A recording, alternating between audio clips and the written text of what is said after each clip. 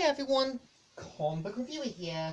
This time reviewing on the film Lilo Submarine. Now, as you know, the film The Lilo Submarine is meant to be a 1968 animated jukebox musical fantasy comedy film adventure that was inspired by the music of the legendary 60s band The Beatles, which consists of Ringo, Paul, George, and John.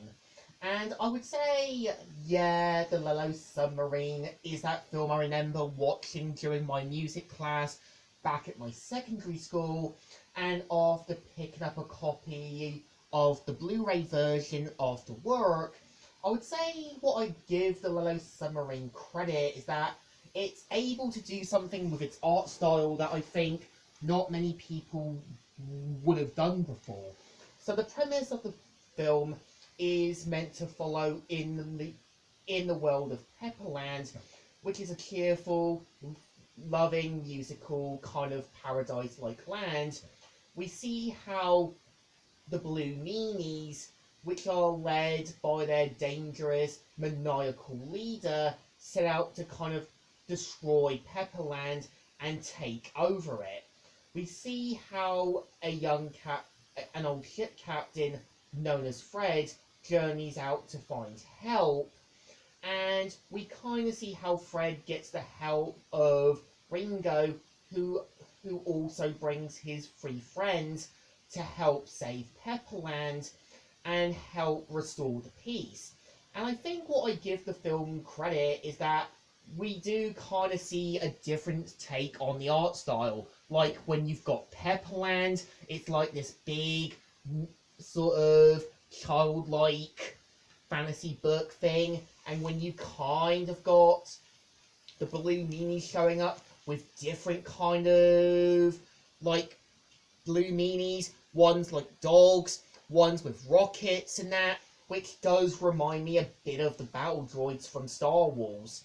And throughout the course of the film, we see how Ringo and the others journey through other sort of areas, as well as getting help on the way.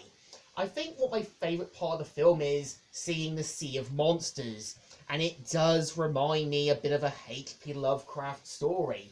And I think, yeah, when you also got Jeremy, I think his character definitely works and definitely kind of shows to be sort of like a more positive counterpart to the Blue Meanies.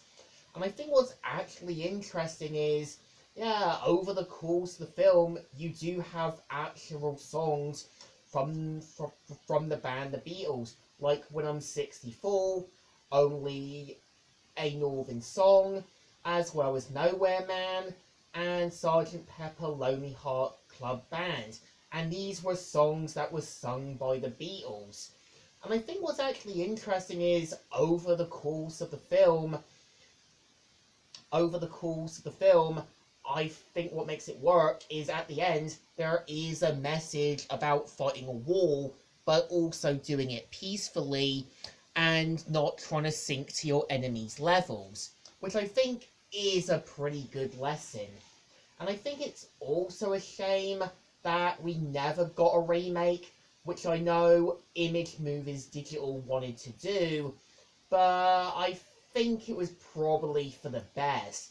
And I know the film has been referenced so many times by Robot Chicken, Family Guy, The Powerpuff Girls, The Simpsons, and so many other stuff from the media. And I think, yeah, like I said, I think when you've got England or in London, I think they really do capture the sort of mucky, sort of like 60s style of London. And I like the idea that each world the Beatles go to and other areas have a different, unique, and different art style. And I think, yeah, like I said, I think Lilo Submarine is definitely an enjoyable movie. I think if you're a fan of musicals, or if you know about the Beatles, then this is definitely your movie. So I think this one definitely deserves a thumbs up. It's still good and still enjoyable, and if you've got a hole in your pocket, I think it's definitely worth getting. So, Comic Reviewer here, signing out.